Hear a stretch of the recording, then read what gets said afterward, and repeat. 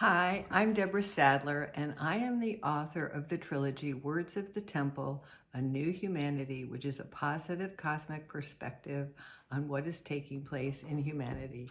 And this video is for entertainment purposes only. And I am going to read from Words of the Temple, Walking into the Pyre, A New Humanity, Book 2. And this the second book takes place during the insurrection, the inauguration of 2021, and the impeachment of Trump in 2021. And throughout all of these books is the wisdom of Kryon. And Lee Carroll has been channeling Kryon for 36 years now. And he and his partner, Monica Moragni, gave me permission to use their work. And Kryon's intelligence and messages and insights from the other side of the veil are woven through all three books, as is social justice, restorative practices, the indigos, all of the transformations taking place on our planet.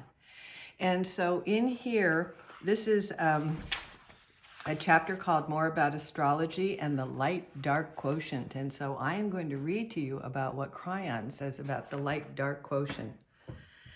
Darkness and light are measures, not entities. They represent the way humans think and the waves of consciousness that influence others and create paradigms on Earth.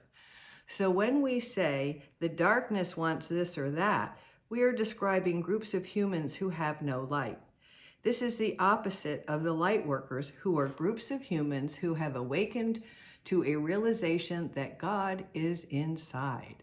This realization, by the way, is available for all humanity, since God is inside every soul on the planet. But for a very long time, there simply has been no human understanding that there is an actual personal choice of being anything but what they are told they are. So the battle has always been between consciousness and how much light could be given to those who might see it or wish to see it. But as you know, most of humanity is wallowed in a very dim light that hasn't changed much for centuries until now. This is not about goodness or evil. This is about a confluence or natural consensus of how humans think about themselves and what is appropriate behavior for humanity. Some may even call it human nature. Well, this old energy thinking wants to remain and remain.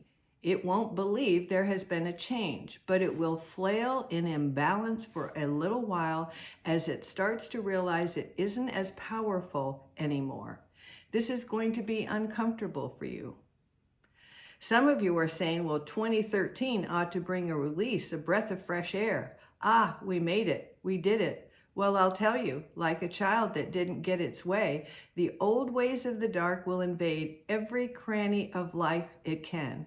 It will battle for its life and its survival, and it will feel that things are not quite the same.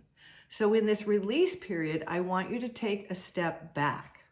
When you see these things rear their ugly heads, don't make a decision that 2013 is not what you thought. When you see more unbalance on the planet, even some things you didn't expect, and indeed they will be there, don't throw up your hands and say, here it is again. We didn't make it, because you did. These kinds of things work slowly. And so when we passed 12, 21, 2012, we passed the marker, and the light-dark quotient shifted on the planet for the first time in what Kryon says are eons. And why do I talk about Kryon? Because the veil is getting thinner. And so we have the availability of messengers like Kryon coming to us and sharing with us what's on the other side of the veil. And regular people can just tune in. I discovered him on YouTube.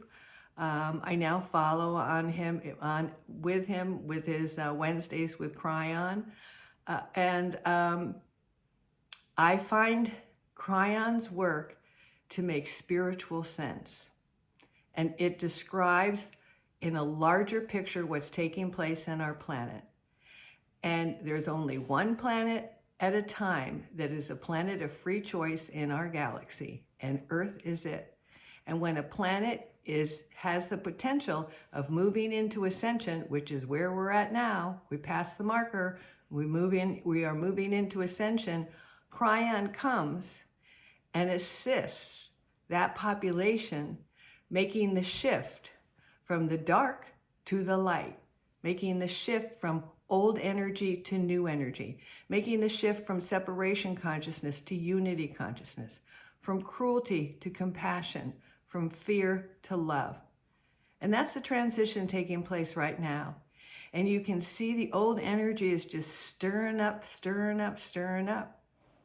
But Kryon has been talking about how humanity has been on a circle, and time goes in a circle because it's actually not linear.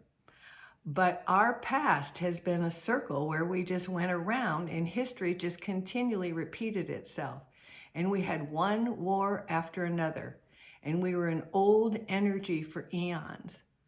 But for whatever reason, when we passed this last marker of the precession of the equinox coming around 26,000 years and starting a new cycle on 12/21/2012, the midpoint of the precession of the equinoxes, we moved into ascension status.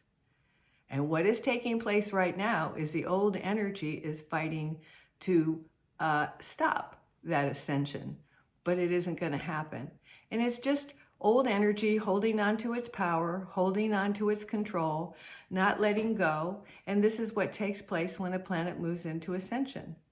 But as you can see already from this new administration, everything they're trying isn't working. Because we're not on that circle anymore. We're not on that cycle of repeating history. He describes it, Kryon describes it as a train track going in a circle is what we have been on. So every 26,000 years, we're going on that circle and history is repeating itself. But this last cycle that ended and began a new cycle, we went off on a new track. And we are on a new track, which is the ascension track. And he says, we don't know where we're going, but I do know we're going toward world peace and then even beyond that. The balance of the masculine and feminine. And I also think that's what is taking place politically right now is really ultimately to unify everyone. So even those who could not see, did not have the consciousness to see what's been going on, are awakening and seeing what's going on. And guess what? They don't like it either. So I just wanted to give you a little heads up about what's taking place on the planet. And the transition we're in is epic. It is the biggest in the story of humanity. And we each came here to be part of it, knowing that we could make a difference. So keep your vibration high. Take compassionate action when you're able to. And know that love is the truth of who and what we are, and each one of us is magnificent. And when we cognize that as a collective, we will all treat one another with the utmost respect. And this is unfolding and flowering in this time. So thank you for being a part of it. Everyone, have a great week.